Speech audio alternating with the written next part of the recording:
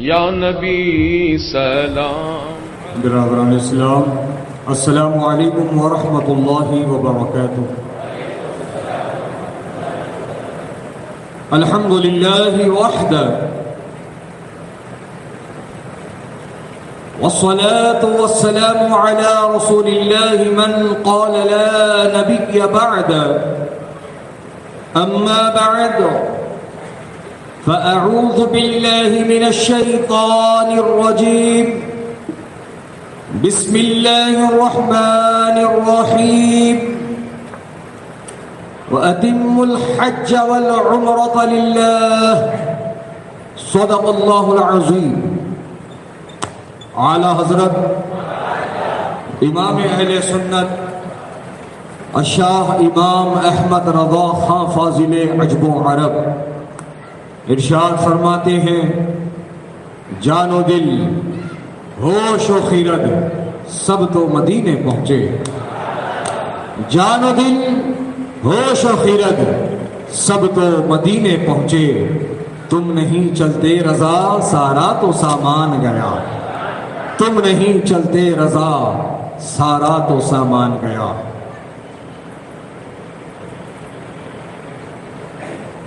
عزیزان گرامی وقار،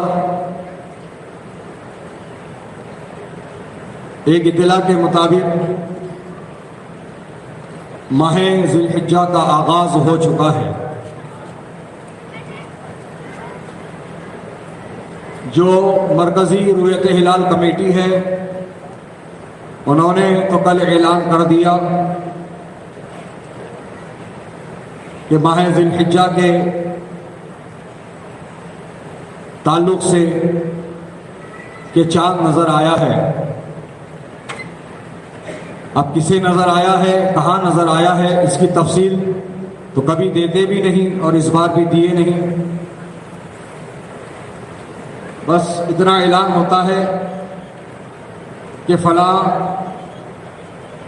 مہینے کے چاند کے دکھنے پر اس کا آغاز ہو گیا ہے، لیکن الحمدللہ ثم الحمدللہ حضور شہباز دکن علیہ رحمہ کے ظاہری زندگی سے ہی مرکز اہل سنت کو یہ اعزاز حاصل ہے کہ ہم TV, phone, fax, social media کی خبروں پر اعتماد نہیں کرتے۔ خبر جھوٹی بھی ہو سکتی ہے، سچی بھی ہو سکتی ہے، دونوں احتمالات ہیں اس کے اندر۔ تو الحمدللہ جب بھی ضرورت پڑی ہے مرکز اہل سنت نے شرعی شہادت حاصل کی ہے جا کر کے، تو الحمدللہ ہم نے اپنے طور پر معلومات کی، تحقیقات کی، تو پتہ چلا کہ اننتا پور کے آگے دھرماورم جو ایک گاؤں ہے وہاں پر ماہ ذی الحجہ کا چاند دیکھا گیا ہے، تو انشاءاللہ وہاں سے شرعی شہادت لانے کا انتظام مرکز کی طرف سے کیا جائے گا۔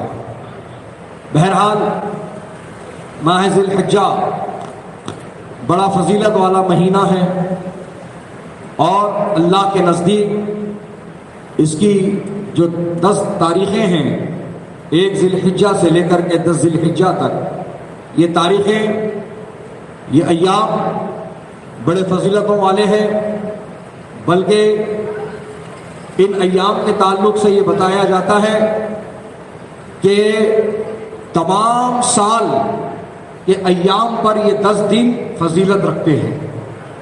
حضرات محترم، ان ایام میں ہمیں کثرت سے ذکر و اذکار، عبادت و ریاضت و تلاوت قرآن کرنا چاہیے، اور اس کے ساتھ ساتھ وہ حضرات جو سفر حج کے لیے روانہ ہو رہے ہیں، اللہ تعالیٰ ان کا سفر آسان و کامیاب فرمائے، اور اللہ تعالیٰ ان کے جان و مال کی حفاظت فرمائے۔ بہت سارے حضرات اس مقدس سرزمین پر پہنچ چکے ہیں اور بہت سارے حضرات رخت سفر باندھ رہے ہیں۔ بہرحال وہ تمامی حضرات بڑے خوش نصیب ہیں جنہیں اس مقدس دیار کی حاضری نصیب ہوئی ہے۔ حضرات، یقیناً حج یہ اللہ تعالیٰ کی طرف سے فرض کیا گیا ہے ان لوگوں پر جو وہاں پہنچنے کی طاقت اور استطاعت رکھتے ہیں، اور یہ ارکان اسلام میں سے ایک رکن ہے۔ اور اس کے تعلق سے میں یہ بات ضرور کہنا چاہوں گا کہ بہت سارے ہمارے لوگ وہ ہیں جو اس پیٹرن پر چلتے ہیں کہ حج تو بڑھاپے میں کریں گے، جب ساری ذمہ داریوں سے فارغ ہو جائیں گے، جب ریٹائرمنٹ ہو جائے گا، بچیوں کی شادیاں ہو جائیں گی، ذاتی مکان بن جائے گا، اپنا کھیت بن جائے گا، اپنا فلاں ہو جائے گا، اس طرح سے وہ اس فریضے کو انجام دینے کے بجائے اس کو ٹالتے رہتے ہیں۔ تو میں ان سے کہنا چاہوں گا کہ آپ ٹالیے مت، اور یہ کوئی عمر کی قید نہیں لگائی گئی ہے کہ جب تم 60 برس کے ہو جاؤ گے تب حج کو جانا، جب تم 80 برس کے ہو جاؤ گے تب حج کرنے کی سوچنا، ایسا کوئی حکم نہیں ہے، بلکہ اللہ نے اگر آپ کو مال و متاع سے نوازا ہے اور آپ اس سفر مقدس پر جا سکتے ہیں تو آپ کو چاہیے کہ آپ چلے جائیں، گرچہ آپ ابھی بیچلر ہوں، اگرچہ آپ جوان ہوں۔ حضرات محترم، اور اچھی بات تو یہ ہے کہ اللہ تعالیٰ جوان کی جو عبادت ہوتی ہے اس کو زیادہ اللہ تعالیٰ قبول فرماتا ہے۔ سبحان اللہ، سبحان اللہ، اس کو کئی درجے اللہ تعالیٰ زیادہ ثواب عطا فرماتا ہے۔ تو جوان یہ نہ سوچے کہ ابھی حج کر کے کیا کروں گا، ابھی تو کھیلنے کودنے کی عمر ہے، ابھی تو شادی بھی نہیں ہوئی ہے، یہ سوچ اپنے دماغ سے نکال دیجیے۔ حضرات محترم، اور حج بیت اللہ شریف پر جب آپ جائیں، سبحان اللہ، تو حجاج اکرام جو پہلی مرتبہ حج بیت اللہ کے لیے جاتے ہیں اور اللہ کے اس مقدس گھر خانہ کعبہ کو دیکھتے ہیں، تو پہلی نظر جو خانہ کعبہ پہ پڑتی ہے بندہ مومن کی، اور اس پہلے دیدار پر، خانہ کعبہ کے اس پہلے دیدار پر بندہ مومن جو دعا مانگتا ہے، اللہ تعالیٰ اس دعا کو رد نہیں فرماتا بلکہ قبول فرماتا ہے۔ سبحان اللہ۔ تو حضرات محترم، اب سوال یہاں یہ پیدا ہوتا ہے، دعا ایک ہے، خانہ کعبہ کو دیکھ کر مانگنے والی دعا ایک ہے، تو اب وہ اپنے لیے مانگے، اپنے والدین کے لیے مانگے، اپنے پیر و مرشد کے لیے مانگے، اپنے خاندان والوں کے لیے مانگے، اپنے رشتہ داروں کے لیے مانگے، اپنے بیوی بچوں کے لیے مانگے، کس کے لیے مانگے؟ کس کے لیے مانگے؟ دعا ایک ہے۔ تو حضرات، علماء نے رہنمائی فرمائی اور یہ بتایا کہ بندہ مومن جب پہلی مرتبہ خانہ کعبہ کا دیدار کرے اور جب وہ دعا کرے تو یہی دعا کر لے کہ اے اللہ، میں جب جب جو جائز دعا مانگوں تب تب وہ دعا تو قبول فرما لے۔ سبحان اللہ، سبحان اللہ۔ دعا ایک ہے، تو جب بندے مومن اس طرح کی دعا مانگ لے گا کہ میں جب جب دعا مانگوں میری تب تب وہ دعا تو قبول فرما، تو اس دعا کی برکت سے اب آگے کی زندگی میں جب دعا مانگے گا اللہ قبول فرمائے گا، اللہ قبول فرمائے گا۔ سبحان اللہ سبحان اللہ.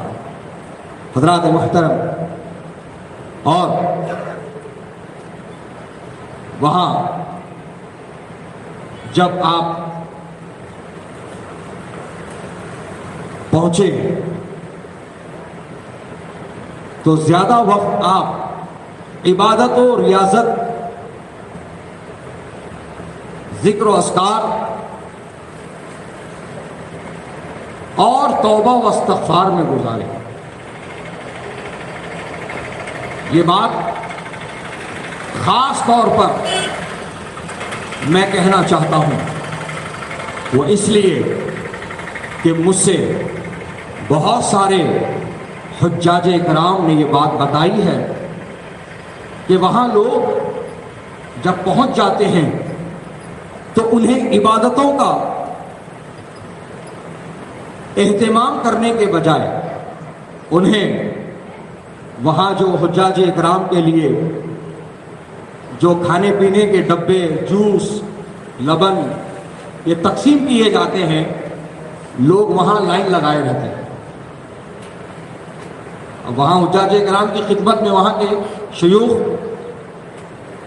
لوگوں میں لا کر کے جوس، لبن، البیگ، اس طرح کے آئٹم وہ تقسیم کرتے ہیں. تو بہت سارے لوگ جو قسمت سے وہاں پہنچے ہیں، اب لمحہ لمحہ وہاں کا قیمتی ہے، لمحہ لمحہ وہاں کا بہت قیمتی ہے. یہ کھانا پینا تو زندگی بھر لگا ہوا ہے. بولو بات صحیح ہے؟ کھانا پینا تو زندگی بھر لگا ہوا ہے.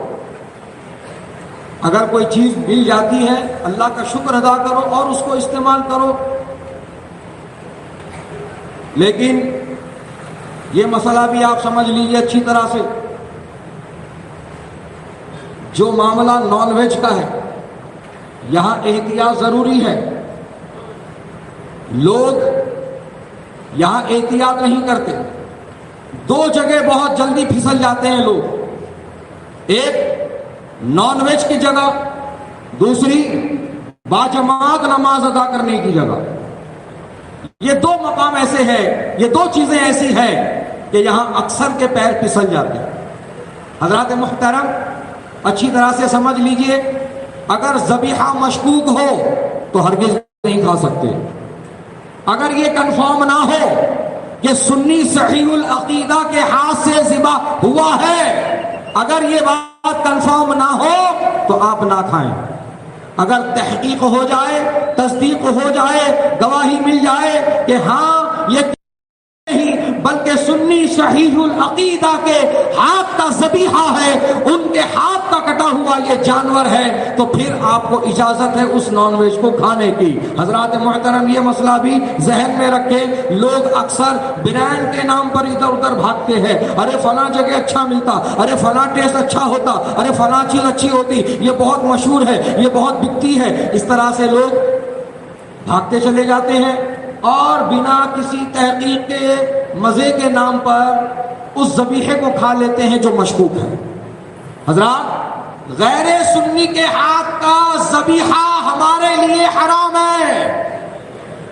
یہ مسئلہ اچھی طرح سے سمجھ لو.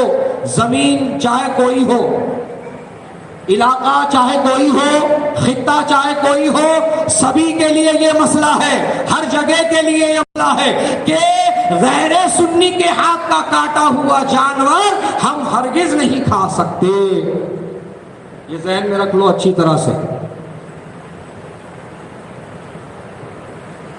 صرف یہ بات مکہ، مدینہ، ریاض تمام کے لیے لاگو نہیں ہے، ہر جگہ کے لیے لاگو. چاہے کوئی کنٹری ہو، چاہے کوئی علاقہ ہو، آپ کہیں ہو، حتیٰ کہ انڈیا میں بھی یہ مسئلہ لاگو ہوتا ہے. بات سمجھ میں آ رہی ہے؟ غیر سنی کے ہاتھ کا ذبیحہ ہم ہرگز نہیں کھا سکتے. غیر سنی نے اگر کاٹ دیا تو وہ جانور حرام ہو گیا. اس کو سوائے پھینکنے یا دفنانے کے دوسرا کوئی چارہ نہیں رہ جاتا. سمجھ میں آ رہی ہے بات؟ ہاں، تو اس بات کو آپ اچھی طرح سے ذہن میں بٹھا لیں. اور جو دوسرا مسئلہ ہے باجماعت نماز کا، یہاں بھی لوگ اکثر پھسل جاتے ہیں۔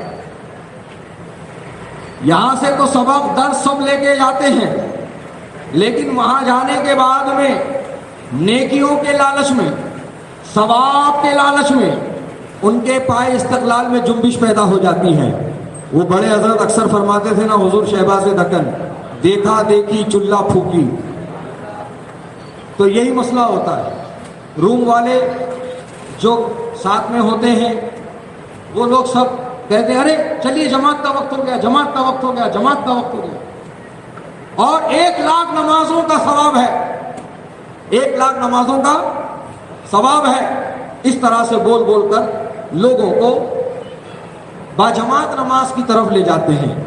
حضرات محترم، جس طرح غیر سنی کے ہاتھ کا ہم ذبیحہ نہیں کھا سکتے، اسی طرح غیر سنی امام کی اقتداء میں ہم نماز نہیں پڑھتے، چاہے وہ امام مکے کا ہو، مدینے کا ہو، حرم کا ہو کہ بیت المقدس کا ہو کہ کہیں کا بھی امام ہو، امام کہیں کا بھی ہو، آپ یہ پہلے جان لیں اچھی طرح سے کہ جس کی اقتداء میں نماز ہم ادا کرنے والے ہیں وہ کس عقیدے والا ہے۔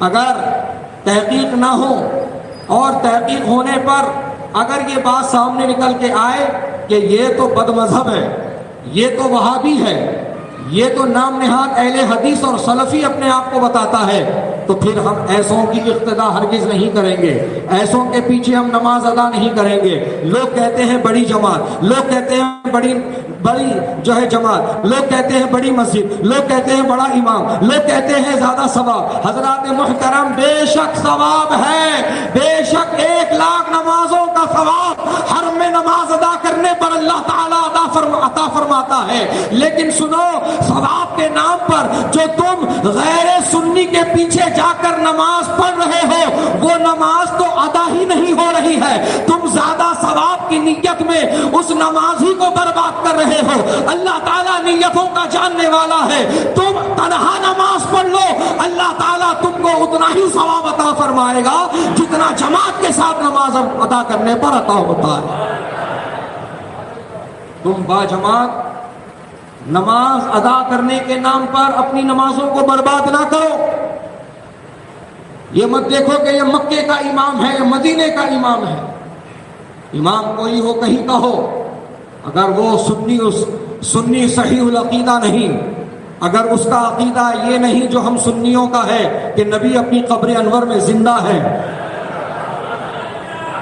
تو پھر ہم ایسے امام کی اقتداء میں نماز نہیں پڑھیں گے۔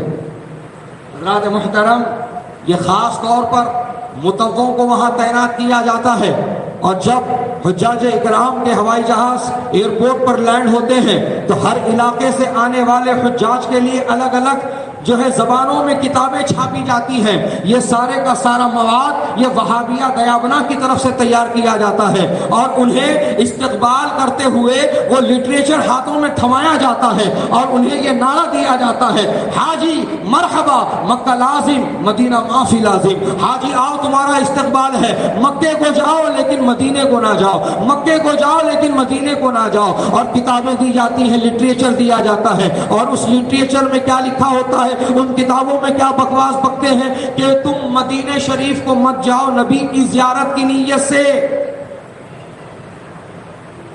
روضہ رسول کی زیارت کی نیت سے تم سفر مت کرو، بلکہ اگر تم وہاں جا رہے ہو تو 40 نمازیں ادا کرنے کی نیت سے جاؤ۔ فقط اتنی نیت تمہاری ہونی چاہیے، اس سے زیادہ اور تمہارا کوئی مقصد نہیں ہونا چاہیے، اس سے بڑھ کر تمہاری اور کوئی نیت نہیں ہونی چاہیے۔ ایسا پیغام دیا جاتا ہے، ایسا درس دیا جاتا ہے، اور یہ سوال قائم کیا جاتا ہے، ارے کیا ہے وہاں پر، کیا ہے وہاں پر، کیا ہے وہاں پر؟ حضرات، کیا ہے وہاں پر؟ اگر کوئی ایسا بدبخت پوچھ لے تو کہہ دینا ہم سنیوں کی جنت ہے وہاں پر۔ ان بدبختوں کو کہہ دینا ہم سنیوں کی جنت ہے وہاں پر۔ اور وہ اگر پوچھے کیوں کیوں پہنچتے ہو وہاں پر؟ وہاں جانے سے کیا ہوتا ہے؟ اگر کوئی ایسا بدبخت تمہیں مل جائے اور ایسا سوال قائم کرے تو حضور شہباز دکن کی زبان میں اس بدبخت کو یہ جواب دے دینا کہ حج مکے میں ادا ہوتا ہے، قبول مدینے میں کیا جاتا ہے۔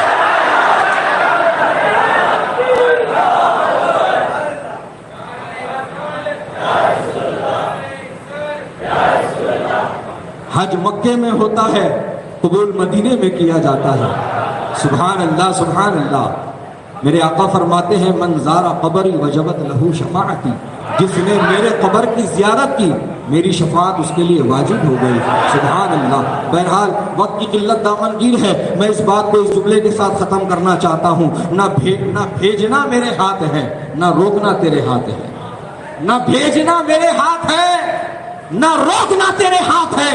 میرے آقا جسے چاہتے ہیں اپنے بارگاہ کی زیارت عطا فرماتے ہیں، اپنے بارگاہ کی زیارت عطا فرماتے ہیں، بلاتے ہیں تو جاتے ہیں، بلائیں گے تو جائیں گے۔ نبی کے بن بلائے کون جاتا ہے مدینے میں؟ انشاءاللہ آنے والے جمعوں میں سلسلہ وار ان عنوانات کے تحت گفتگو ہوگی، اور قربانی کا موسم ہے اور قربانی کے جانوروں کی خرید و فروخت شروع ہو چکی ہے۔ تو جو اکثر فون آتے ہیں اس مسئلے کے تحت کہ حضرت ہم جو جانور لے رہے ہیں اس کا سینگ ٹوٹ گیا ہے، اس کا کان کٹ گیا ہے، اس کی دم کٹ گئی ہے، یا وہ لنگڑ کے چل رہا ہے، وہ لنگڑا نہیں تھا، جب اس کو گاڑی سے اتارا جا رہا تھا تو مار لگ گیا۔ اس طرح کے سوالات پوچھے جاتے ہیں۔ تو بہرحال اس مختصر وقت میں فی الوقت آپ یہ مسئلہ سماعت فرما لیں، چونکہ خرید و فروخت کا آغاز ہو چکا ہے۔ آپ بہتر سے بہتر، اچھے سے اچھا، فربا سے فربا، خوبصورت سے خوبصورت جانور خریدیں قربانی کے لیے۔ بات سمجھ میں آئی؟ اور جو جانور آپ خریدیں تو آپ اس کو اچھی طرح سے جانچ پڑتال کر لیں کہ اس کے اندر کوئی عیب تو نہیں ہے۔ اس کو چلا کر دیکھیں، اس کو کھڑا کر دیکھیں، آنکھ چیک کریں، ناک چیک کریں، دانت چیک کریں، سمجھ میں آئی بات؟ اور اس کے جسم کے اعضاء چیک کریں، کہیں پر چوٹ تو نہیں ہے، مار تو نہیں ہے، کہیں کچھ کٹا پھٹا تو نہیں ہے۔ حضرات محترم، 1/3 سے زیادہ اگر جانور میں کسی طرح کا کوئی عیب نکل جاتا ہے، یعنی سینگ ٹوٹی ہوئی ہے یا کان کٹا ہوا ہے یا دم کٹی ہوئی ہے، 1/3 سے زیادہ، تو اگر ایسا کوئی عیب دار جانور آپ کے سامنے آ جائے تو پھر آپ اس کو ہرگز نہ لیں۔ اور یہ مسئلہ ذہن میں رکھیں کہ جب آپ بکرے کی قربانی کریں گے تو بکرا 1 برس کا ہونا چاہیے، اور جب آپ گائے بیل بھینس کی قربانی کریں گے تو ان کی عمر 2 برس کی ہونی چاہیے، اور جب آپ اونٹ کی قربانی کریں گے تو اس کی عمر 5 برس ہونی چاہیے، اور ان کے اندر کوئی عیب نہیں ہونا چاہیے۔ آپ عیب والا جانور ہرگز نہ لیں قربانی کے لیے، بلکہ آپ بہتر، فربا، خوبصورت جانور، آپ صحت مند جانور آپ لیں۔ اور یہ بات اچھی طرح سے ذہن میں پہلے سے بٹھا لیں کہ آپ کی نیت اچھی ہونی چاہیے، آپ کی نیت درست ہونی چاہیے، آپ کی نیت قربانی کی ہونی چاہیے، آپ کی نیت اللہ کو راضی کرنے کی ہونی چاہیے۔ یہ نہیں کہ گلی والوں کو دکھانا ہے، بستی والوں کو دکھانا ہے، پڑوسیوں کو بتانا ہے، خاندان کے لوگوں کو بتانا ہے۔ آج کل جانور اسی نیت سے خریدے جا رہے ہیں، اسی نیت سے قربانیاں ہو رہی ہیں۔ بچے بول رہے تھے بکرے لے کے آؤ بول کے، یہ کیا بات ہوئی؟ بچے بول رہے ہیں بکرے لے کے آؤ، بچے بولیں گے تو بکرے لا لیے، بچے ضد کر رہے تھے، نہیں پڑوسیاں کر رہے ہیں بول کے ہم لوگ بھی کر لے رہے ہیں۔ یہ سب جہالت ہے، اس سے بچیے اور اپنی نیت کو درست کیجیے۔ انشاءاللہ اس کے متعلق جو مسائل ہیں میں آئندہ جمعوں میں آپ تک پہنچانے کی کوشش کروں گا۔ حضرات محترم، اور میں خصوصیت کے ساتھ عرس مجیبی، عرس حضور شہباز دکن، جو الحمدللہ پورے اہتمام کے ساتھ मरकज़ अहले सुन्नत पर मनाया गया 25 तारीख को, और उस उर्स के प्रोग्राम में जिन हजरात ने जिस हैसियत से हिस्सा लिया, शिरकत की, मैं उन सब का शुक्रिया अदा करता हूँ। और जिन हजरात ने अपने अपने तरफ से उर्स शहबाज दक्कन के लिए ताउन पेश किया है, मैं उन सब का भी शुक्रिया अदा करता हूँ। जिन्होंने जिस्मानी मेहनत की है, जिन्होंने पैसे से मदद की है, जिन्होंने उस प्रोग्राम को कामयाब करने के लिए दामे दिरमे कदमे कलमे सुखने जिस तरीके से शिरकत और हिस्सा लिया है, मैं उन सब के हक में दुआ गो हूँ कि अल्लाह ताला उन सब पर हुजूर शहबाज दक्कन का फैज़ान जारी व सारी फरमाए और मसलक आला हजरत का उन्हें मुबल्लिग बनाए।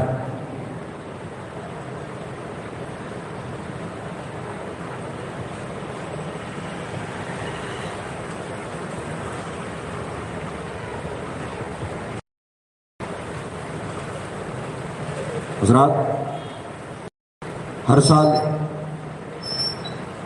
सुन्नी सहीउल अकीदा मुसलमानों के लिए अजीज़म अकील रज़ा मुश्तरका कुर्बानी का एहतमाम करते आए हैं। इस साल भी वो आप हज़रात के लिए मुश्तरका कुर्बानी का इंतज़ाम करने वाले हैं। तो जो कोई ख्वाहिशमंद हज़रात मुश्तरका कुर्बानी में हिस्सा लेना चाहते हैं, फी हिस्सा 4,500 रुपये मुकर्रर है।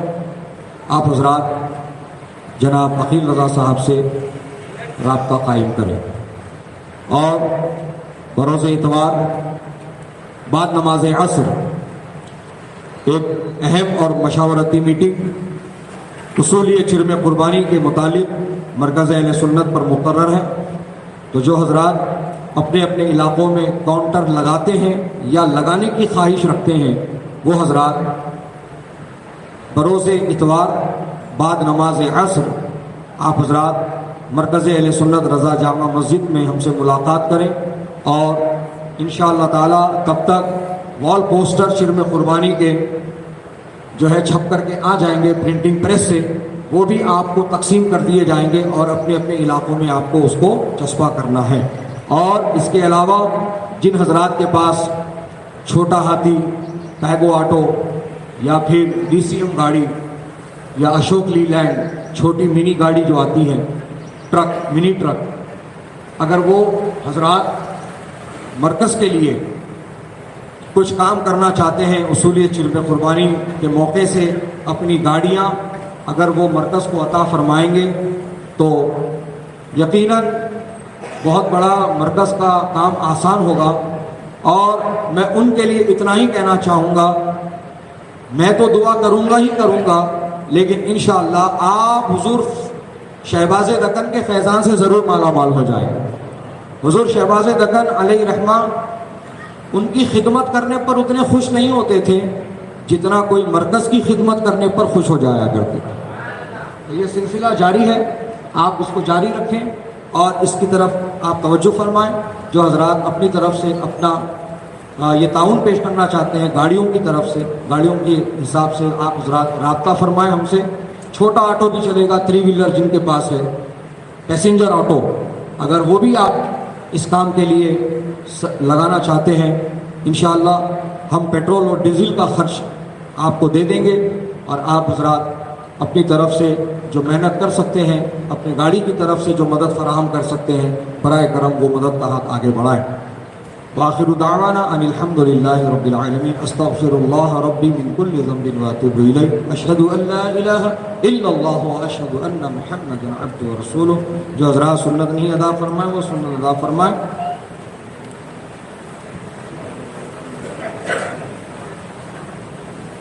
डॉक्टर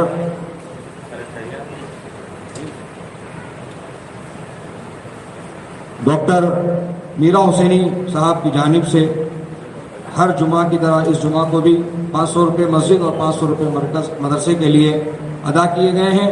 और غالباً ان کی بھابھی ماں کا انتقال ہوا ہے، ان کے لیے دعائے مغفرت کی خواہش کی جاتی ہے۔ اللہ تعالیٰ مرحومہ کی بے حساب مغفرت فرمائے اور انہیں اپنی جوار رحمت میں جگہ عطا فرمائے۔